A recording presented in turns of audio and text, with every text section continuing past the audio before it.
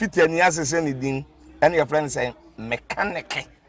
Sana prophet kumichacha, my sister me YouTube no, baby I should be a change your floor, and I'm about too much GH. Shit! Na prophet kumichacha, me so me share.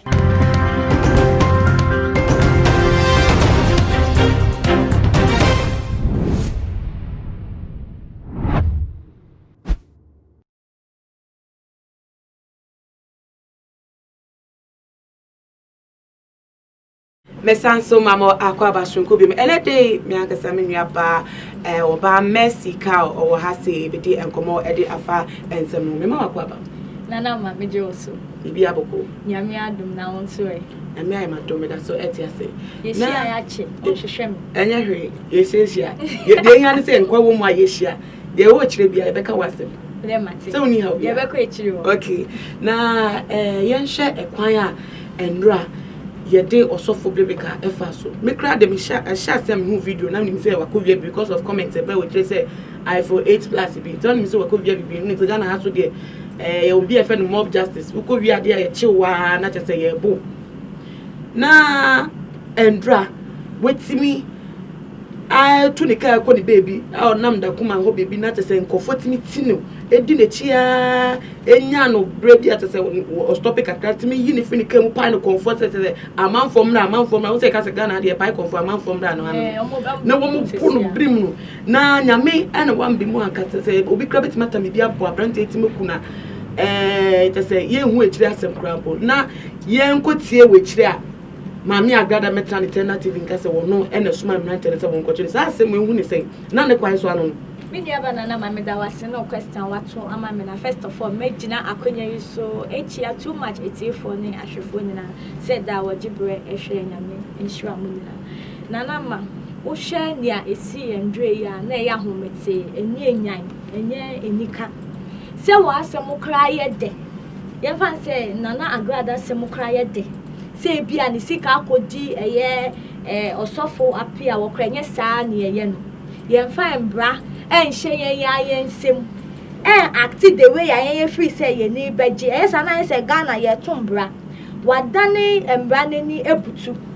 wafa embra na anka ye sanka a police fo ne di saa ne ye no ye nim wafa abo no anebo na wasoma ne boys aye nim say so mu ye widifuo so mu ye kleso so mu ye den so mu nko no mu nko tu anamanka na ye security system a police fo ne di say nyuma na so mu say Ghana yama amanfo to me too much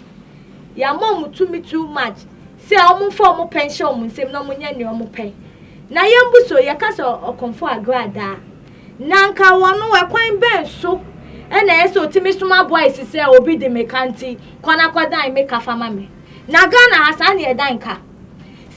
Kamen God common chin na one enku ne yemfiata because na one kwa ye kan crofo mo de omo kan fa a portion of Ghana citizens no odi omo kan and so oda odidi sorry ko lunch twa no homa na nije na wo enye kwan papa so na wo di sika so ma abrantie enye kwan papa so ye kasi ye bekom sister onu kra ye so mo chi ni tum so mu chini to fisa wa fum branka sankasa ne yewe na enye won kra ni se Ghana fo bitimi nya to mi ama otimi eye ade bia wo abekasa de mpanifo ni ha na wo wie ne ni ya wo ye ya nka odi obi abrantie etu esan mu tie se anka ade we enye nyame na ebe mu a na police fo ni be pie so a anka owuo kra na nka ya abrantie nka ye kase nka on tiase hwese no mu ye ni he na ye show se wo tanishi obi image wo betumi adano no mana ye yie wo bone kronfo ade we se esiu na Agradaa wo se dani butu se gate no ye dan ni siniti ase ebutu na wonu no free se anka wo di ni mre se obi abrabo no onu mo na se Ghana impenifo na nka ese omu kekom ho na omu bremu no mu siu no mu hu se Ghana ha enye se da ofisa o ebia dodo na free se unye sika kakra utimi ye ne awope no enye sa na ese kono ye kan sikafo wa ha but I say say media work awoye Any ebia nsem bia twetwa mu afa ne ho nti ama wagidin am ofri said there bio or you so powerful by entina sisa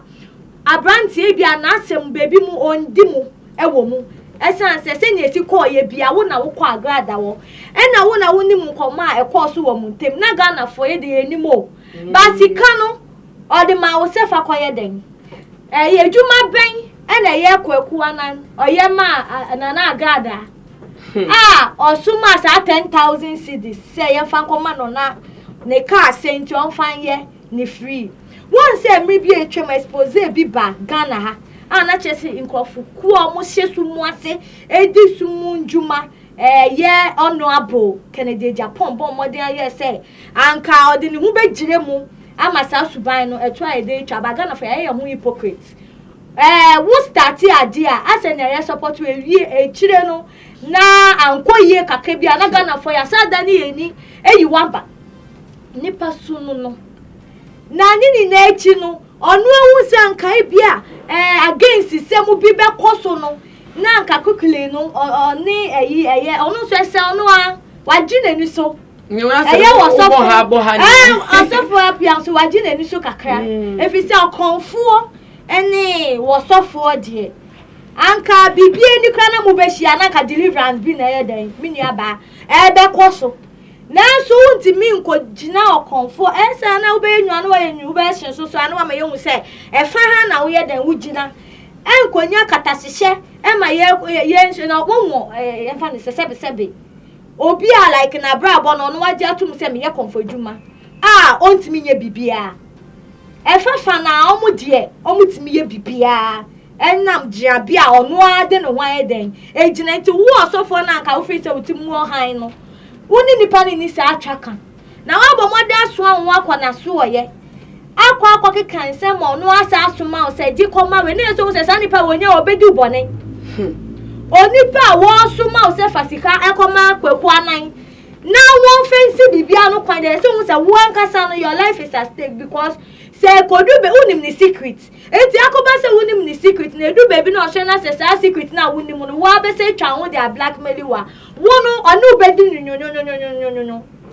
enti ni akoba be nyina akoba ni na wa sheda because me kai say eye Osofo Appiah so onu ankasa so ba out ebeja nanum esre ma me ni kakra se sika no wa papa mu wo de so man no kodu wo no nipa ne se wonje wonfa e wa no ma boys no so 4,000 e no no so fa na chese o chire ni nsemu enti na ye plot bia okonfo Agradaa fa ese e bia obe show ne panasa mi ntwa anu show yin we de ye wudie pa mi ntwa anu but okay ye hwe bibi wa ase enkomo omudi ye ni eni hobi eye between omumienu ena sika se sika ko yo se sika nko ye hu bi eye chire kra edane buti akokua na be kan wasem ewo netu the show so Agradaa na confirm yes ampa osuma sika ye sofo blibika ya Osofo Appiah ye so be kan se wa pipe mu se na wo chire mu yi eni hu so okay ne sika bi ekoso ho na so de niam no eye behind the scene enu ti se bibi sa akoso na who proof say and of course now me feel say wa offend me in the first place me say as I cry be problem in the first place and me say ye mra ni emu no so obi ka bribe asem kwa abonte so crampa etia because you against bribery and corruption a big crime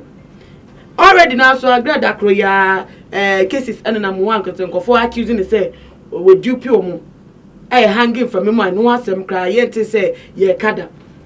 na ni echi no na bibi say akoso ewo esuma se na amu de betu petem ni atibi na ebie nso asa fa chire aha nkofo se wo mo enkochi abrante ma no mo mpan no konfo mo no enye ne fa hu de su no wetietia no enye enough say aban e de mra bedi mami we ya na yo nana mama me ni de say mbra ni dipa because ani ye na waye no begin me say mo American say wo bi kra e de wo ka ye de ni fine bra kwan so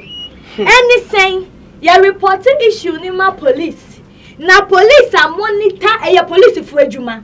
enye wo individual na adwuma because time na sika issue ne cause no mo mu ni wo like obi ani wo mo na mo come ish na mo amakoya report enti report na be mo trace ya investigation am monitor nipa no mo wi o ma ginenu mu nsem ehun se nipa no odi bem anase wodi fo na o ma kire ne se bia e ka na wodi no ne akoya yi de to ya say every month but when kwan odi sika ne ma ne kwan nya kwan papa so enti se kwan bone ne so na wo no oni abrantie oni osofo Appiah dele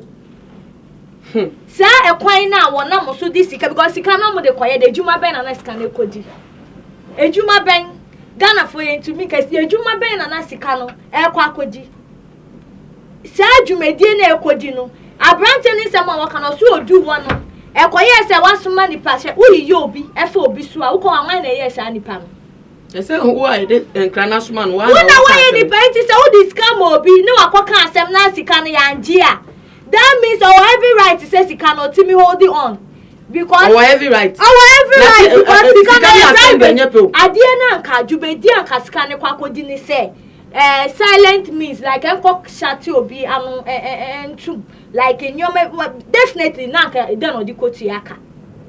Na say adie no still akoso ya mbo udin onwa semo amba na what that means say di juma no it is kan dey say you weni free so na say won yi weni so afafa mbrankwan so na nanka ma embrani abrante anye de endi na nji usika mfama na won gu nani mo asese ense nani mo nyam se e ma ya mbro no owo kwan so na ye endra Osofo Appiah na wona mu because so share the mama so abusa say then ye the born e bi kra ne ye born back door video an capture kra ye hu indie bi a omo peja ye bi de bi bro ne kakra video an capture mpo no ye hu say see as Agradaa na asem ye dem pa na ni sika akodi obi wo mpa say na asem no enye de achia na ne ye wo ho an say osabe tina tender TV so boasting of the actions. I wanna like say Ghana for police commanders you know other police for be no fan free sir. Tender what is preventing Ghana to take action on their wrongdoings? Now, what is preventing? Is it money or power or what? A open secret or Ghana has a uni oheni ni skeni asema. I don't ask any no. I know Mure officers or embrabia we be a word that ye coba bechichiro. Sab adrena ye dia to ye team na ye sorry we are not fair. Ye ma embram to baby I am far che say asem went to baby I say that. Ni aye katamwa so ebe kakra na wo police ni no. Ebe akaga ebia say oni unya delensa. Say we police ni. E no ntimi sumo obi fine bambes enka so mbechiw. Nani obeye odi benya wo no why no de nya wo akoye se Ghana ha wo one thing e koso ni say obi wo sika no timi bribe a or right say eso timi ye ne opabia but it's very wrong. Bribe na nkasa ye crime.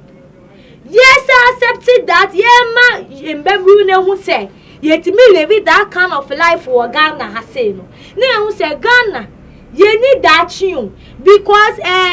leadership by example. Nia ekoso a ni tua ye ni hu no eno na ye nso yuta ya ba ye adapt. Enti se ekoba ni say dia mbebru no maba no se be kakra nyame yo madum no mu sika bribe to enchada. Omo exercise omo power with their money and also to enchada. Na ye mbusa say ye encouraging that kind of life ni atresi ye ni kwa divsha. Just embrange fanye juma bi na sister na nye nsem akoso na yeti ye kan yo mate ko what say say ye nya ground bi a obi atumi acting anyhow obi aye de enti tracing so say I want say the only side checker on no friend won is Legon woman just on so only house and say on so was say our power otimi ye Ghana penny just penny bia opebia I just want boni din and no ye we nia wo sebi nana mama ni wutiwe muntumi pompe munka nsem ni bia wotumi ka no sa na ye build no ni foundation Ghana ya nhwe na ye ntwaso a obinya sika kakra bia obe abuse the right and the law of Ghana say penifo almost stop sa de ni sesia na Tracy di ko ebe fe mu no kire typical example amede ma say aje bia ye be so ase oman no eja na be kakra no na ede efiri se wo benya wo mu a wo de petrol ebegu manade edi nkomo no si anesa nanso ansana no nti ujitum se Osofo Appiah na mu ndwuma ye di na sese ade wakopie mu wo air police for nsem no wono an make case at entia na na wa chakra she se wuti wo yes lack of knowledge my people perish she ebia no na asem nya do ba me sese na asem ye den de se won jani kan ni fie nsi wo enfa tuo ensi krom se wo kowiaje na ti se bia oni obi enya asem nti wasoma gang ana wasoma nem boys se won kobo no krono no krampo no offense number 1 and number 2 and number 3 because krono miniaba krono bona omu bono kronfo sister edin wo ko papa we that moment ni krampo no anka ebro ni that moment me the tie show no ma show it yembusa say na Agradaa ni age a wote ni TV station ni age no anka brand you we a ko be ba begina wo making noise and say nsem a wo be kan ye no ko be ba kan wo TV no so say ko be kan because e wudi abem but no ye na sen wudie sa edin no image na we create ama brand no obetumi apepa she social media won so yo no so Osofo a wono Ghana waji ni din ase na o sika na asem ono se ye ani de ya dumache de ye de ama no ento ye known e wo Ghana ha na watanishi ni image na se obi nye na so Osofo yi krampo se sebi ono na nim se o ye papa na onye papa na so onye papa kwa you are not the right person to humiliate him. The right person o mani penny mu go ase pe ene ye rade na won to me friend man share was same wo you complaints amount for ye fa wo no si ya ka say ye bow kronfo a but bebreni evidence because so muniska omuska ka amu ba kokoa mu na omu be ye omu de omu botaye ba omu be pen na omu pen na omu no upe mienu na wo ho make omu ntwa video tama wo so ade anim ana enkita ho ekọ so no omu ni evidence bi anti I say obi a powerless na wo de esan say wo 10,000 akodi baby nti no na wo be pai obi ku no obi papa obi wofa kronfo won be wi on things your man yi mu fa ga shutu ye wi obi ade na so won say wanya de e na we de say ente Ghana for ye hwehan penny for ye hwehan ski police for ye hwehan na abrantere sika ni kwese so tue biem because enim gwase a odi ama no sa 10,000 no enti I so musa si wo no a musa njibin compensation yeah so compensate yes say osa compensate abrantere because we tarnishing the image a ebe din say bebrebe forget it because of video and na come national tariffs minuaba ya rewo hwese na tari atete na moji apram ti say obi ya man say atai emra ya che no how Ghana happen away ebesi o Ghana happen na yembusa say enkrofo wan mo na eka for the bebre o the president ka say okojilo sebe say wo mu nti obi de wo car ye mpan ne kronfo enti san ne ye na ye na Agradaa wa ye no entwaye Ninti wo final words and I do okay entwaye me final words ne say me so aka say yo there be me wa final words ne say there be say wo benya sika kakra ayaye wo nsem bi aye chiro say kai wechi kai baby ana wo free any baby a wa bedru sika na wa benya no wo yare sesi asem to antime suma sika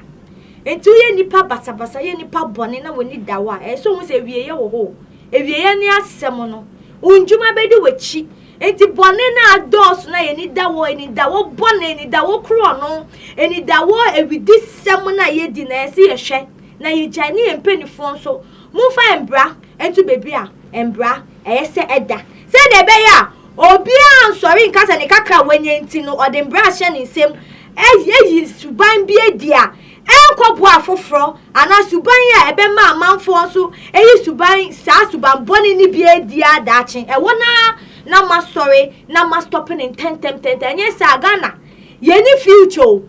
because in bebu na beba ni na enye enkoba se suban papa ni ye papa adisuan papa no mu besua na emu udua dia nya wodua no eno na be fifi nti e be fifi efiri mu aba no ebe ye nya ye dua ye bone na ewudie ne kro no na che se ahomaso no eno ana e be fifi nti efuto akra ne se ye nyina ye ne ese ne fata yenye de se ene de fata na ensem we de ekeka kono nti ene se na intensity no esifate nti de ni pedi echire pa sa police for ebe sore se na eye nua bai suggest na arrest bi abemu anase compensation bi efi na Agradaa apology crampo efi no ho ede akọ amasofo Appiah de beba bia no ye de beso mo e we video so nti subscribe se won subscribe ya na bi mo so bomotia na follow yen our Twitter and your Instagram account at @sumagh_, Facebook so @tumagh. Nana amma obusu a enemy din fa comment no eto ase o makramo.